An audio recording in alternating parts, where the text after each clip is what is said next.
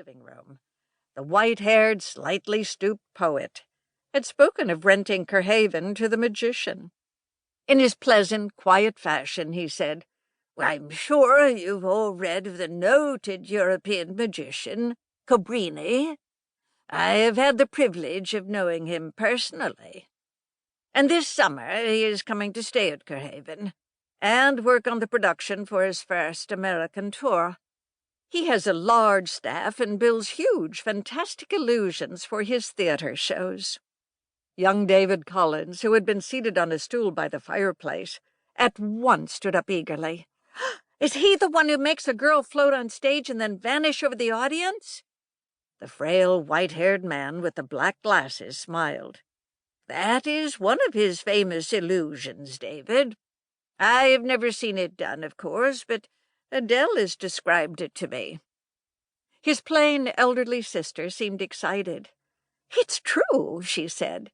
"It was one of the most amazing illusions I've ever seen.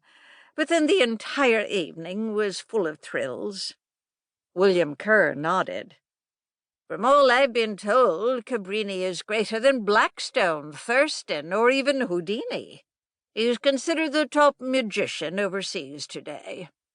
From his stand by the fireplace, Roger Collins spoke up in his dry fashion. "I think Collinsport could do without such an exotic character. We've had too much excitement here. I prefer to see the ordinary run-of-the-mill tourist come here." Elizabeth Stoddard, seated near him, glanced at her brother. "Oh, I think you're wrong, Roger," she reproved him. "I say it's wonderful having Cabrini here. I only wish he'd do a special outdoor show here at Collinwood for the Collinsport Hospital Fund."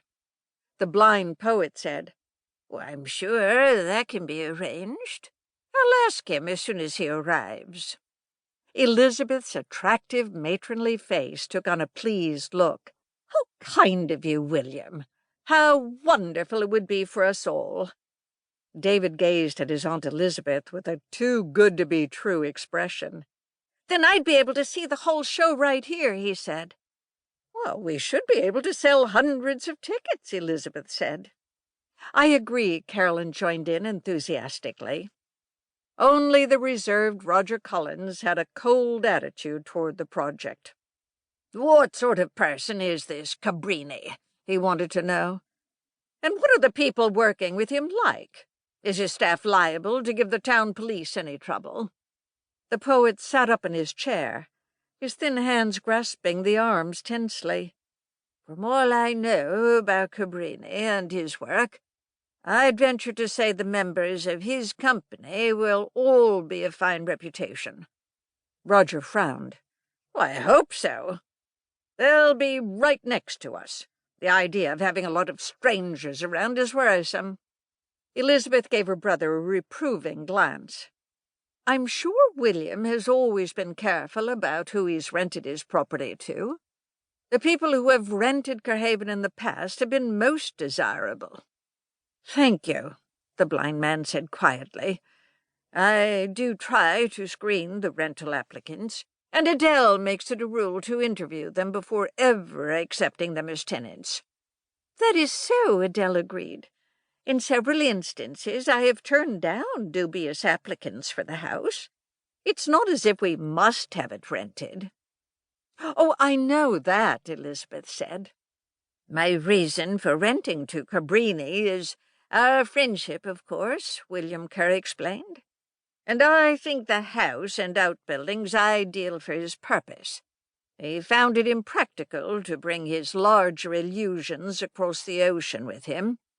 This means his chief carpenter and assistants must recreate them over here. The huge barn will make an ideal workshop and rehearsal theatre." "Is he an old man?" Carolyn asked. The blind poet smiled. "Well, some few years younger than myself, but he is well preserved for his years. He has an imposing personality. You will like him." David said enthusiastically, "It's the greatest! We'll really have something happening in Collinsport this year." "As long as too much doesn't happen," his father said. "I think Cabrini will add color to the..."